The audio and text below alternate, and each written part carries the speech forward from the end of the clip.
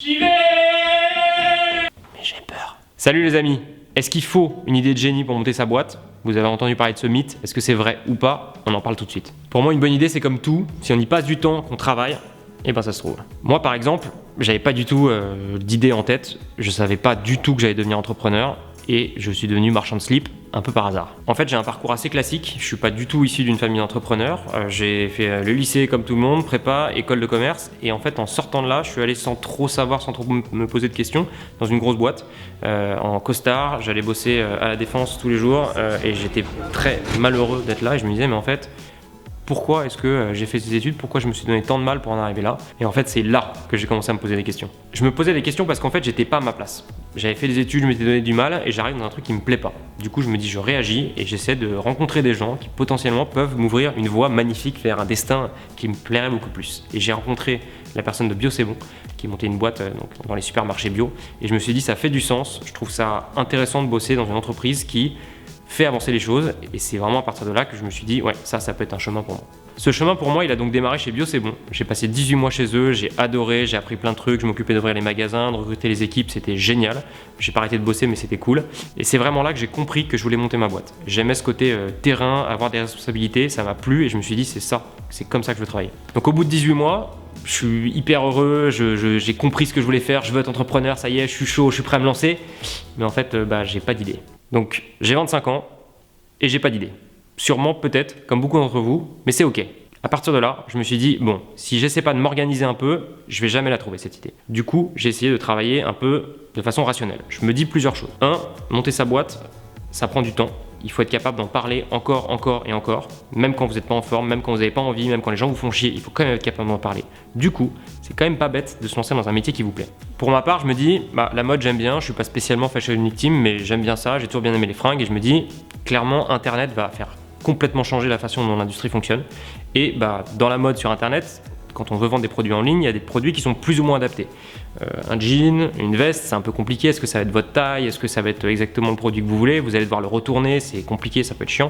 Du coup, par élimination, je me dis, mais en fait, les sous-vêtements, c'est un marché qui est énorme. A priori, tout le monde porte des slips jusque-là. C'est petit, c'est léger et surtout, ça ne s'essaye pas. Wow. En fait, ouais, le sous-vêtement, c'est un produit parfait à vendre sur Internet. Ok, donc du coup, je me dis les sous-vêtements sur Internet, il y a un truc à faire. De l'autre côté, je me dis si je veux créer une marque, essayer d'utiliser les réseaux sociaux qui existent à peine. Instagram existait à peine en France en 2011, juste pour vous donner un ordre d'idée de ce qui a changé depuis ces quelques années.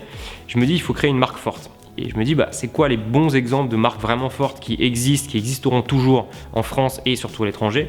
Sans complexe, je me dis, Hermès et Louis Vuitton, a priori, ont compris certains leviers. Qu'est-ce qui est vraiment commun, qu'est-ce qui est fort dans ces marques? Le savoir-faire, le made in France, la fabrication artisanale, toute la mythologie qui crée autour de la fabrication de leurs produits, ça c'est hyper fort. Et je me dis, si j'arrive à prendre cet ADN-là, la moderniser un peu dans l'air du temps, aujourd'hui, pas une version traditionnelle, mais plus moderne de ça, et la mettre sur Internet, sur des slips, ça peut bien fonctionner. Puis là, j'ai cette idée de mode, Internet, de sous-vêtements, d'espèce d'Hermès du slip, et j'essaie de craquer le truc et de me dire comment est-ce que je peux réussir à lancer est-ce que ça peut fonctionner, est-ce qu'il y a un truc à faire? Et je fais quelque chose qui est vraiment un de mes meilleurs conseils pour essayer d'avoir une idée, c'est d'aller boire des bières avec des potes, ou avec qui vous voulez, mais en tout cas aller boire des bières. Et on se retrouve dans un petit café à Paris, à côté du Bon Marché, qui s'appelle le Sauvignon, pour ceux qui connaissent, avec quelques copains, et je leur raconte exactement ce que je viens de vous dire là, cette espèce de, ce fil rouge de comment est-ce que j'ai raisonné la façon de trouver mon idée. Et je raconte ça, et j'ai un de mes potes qui me dit, mais Guillaume, mais t'es malade, qu'est-ce que tu vas faire? Vendre des slips sur Internet, mais personne va t'en acheter un seul. Et je lui dis, écoute mon pote, si je fais le slip français, je suis sûr que je peux en vendre quelques-uns. Et ça, c'était en 2011, et aujourd'hui, on en a vendu 400 000. Aujourd'hui, je vais vous donner 4 conseils pour vous aider à vous lancer. Le premier conseil, c'est de se détendre à propos de l'idée. Le deuxième, et c'est hyper important, c'est que l'idée doit être absolument alignée sur qui vous êtes, sur vos valeurs, sur votre vie perso. Troisième conseil, c'est qu'aujourd'hui, il y a plein d'opportunités pour démarrer dans un marché qui existe, plutôt que d'inventer quelque chose de nouveau. Et le quatrième conseil, c'est vraiment d'en parler autour de vous, de partager, de faire grandir votre idée, sinon il se passera rien du tout. Ok, donc on se détend avec l'idée. On souffle un bon coup, on est tranquille, on est relax, on se dit pas qu'on va forcément réinventer ou inventer l'idée de génie, mais par contre, on trouve une idée simple et on l'exécute à la perfection. Exécuter, ça veut dire quoi? C'est un truc qui est très à la mode dans les startups. Il y a vraiment deux choses, l'idée, qu'est-ce qu'on va faire, et l'exécution, comment on va le faire. L'exécution, c'est super important, ça veut dire le bon logo, la bonne démarche, le bon canal de distribution, la bonne équipe et arriver à être efficace dans tout ce qu'on fait. Par exemple, si on regarde les boîtes qui ont vraiment explosé ces dernières années, Dollar Shave Club, je ne sais pas si vous connaissez ce système d'abonnement de rasoir, c'est assez simple de dire qu'on va livrer des rasoirs aux gens sur internet plutôt que de les faire acheter en magasin. C'est une idée hyper simple mais par contre parfaitement réalisée. Dollar Shave Club, c'est vraiment un très bon exemple d'exécution. Ils sont lancés avec une première vidéo virale sur YouTube, 25 millions de vues, complètement dingue. Et en quelques années seulement, entre 2011 et 2016, la boîte a grandi hyper vite et ils se sont fait racheter $1 milliard par Unilever. Et pourtant, vous êtes d'accord avec moi, il n'y a rien de plus simple qu'un service d'abonnement à domicile de lame de rasoir. Autre exemple de boîte qui a super bien exécuté, Michel Augustin, vous les connaissez forcément, c'est un peu les pionniers en France de ce côté guérilla marketing, de bonnes idées, de se lancer dans un marché grand et d'essayer de casser un peu les codes. Quand ils sont lancés dans ce marché alimentaire, tous leurs copains leur ont dit mais vous êtes des malades les mecs, ça marchera jamais, il n'y a que des grosses boîtes en face de vous. Mais du coup, ils y ont cru, ils ont regardé vraiment le marché dans les moindres détails, ils ont passé le CAP boulanger pour l'un et CAP pâtissier pour l'autre, ils sont vraiment plongés dedans, ils sont devenus experts de la chose et leurs produits, leur histoire, leur façon de faire, leur marketing a vachement plu et du coup, en quelques années, entre 2004 et l'année dernière, la boîte a vraiment grandi et ils se sont fait racheter par Danone il y a peu de temps. L'abonnement de lame de rasoir, les biscuits, les slips, finalement, ce qui compte, c'est pas l'idée, c'est l'exécution. Démarrer avec une idée qui vous parle et qui colle à vos valeurs, c'est hyper important.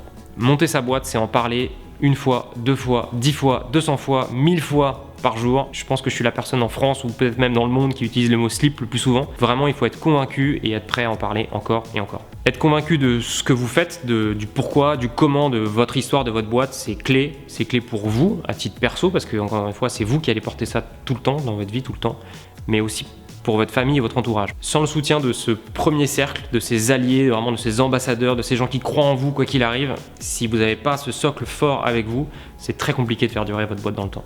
N'oubliez pas un truc fondamental, c'est vous, le premier VRP de votre boîte. Par exemple, au salon d'entrepreneurs, j'ai rencontré récemment quelqu'un qui voulait monter une boîte de cibles à pipi. Vous voyez? Ouais. Bref, sûrement un gros marché. Perso, j'ai pas envie de parler pipi toute la journée. Je préfère parler de slip. Donc trouver une idée qui colle à vos valeurs, c'est hyper important. C'est pas pour autant obligé d'être un truc dont vous êtes passionné à tout prix, mais en tout cas, il faut que ce soit quelque chose dans lequel vous vous projetez dans le temps.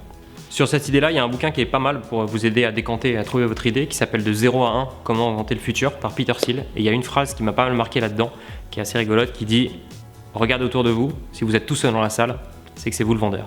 Ce qui est important quand vous avancez sur votre idée, c'est de vous dire que vous n'êtes pas obligé de trouver la révolution technologique qui va inventer un nouveau marché et qu'il y a plein de marchés importants dans lesquels si on est bon sur le produit, si on est bon commerçant, qu'on fait attention aux détails, on peut vraiment changer les façons de faire et réussir à créer de belles aventures. Par exemple Veja, je ne sais pas si vous connaissez cette marque de chaussures équitable qui est absolument géniale, qui existe depuis une dizaine d'années maintenant. C'est un marché immense, il y a plein de marques de basket, mais par contre Veja, ils se sont dit on va prendre le produit et faire la version la plus durable possible d'un produit basket que tout le monde porte, fabriqué artisanalement avec des caoutchoucs équitables et à toutes les étapes de process d'arriver à faire quelque chose qui soit la meilleure façon de fabriquer ce produit-là.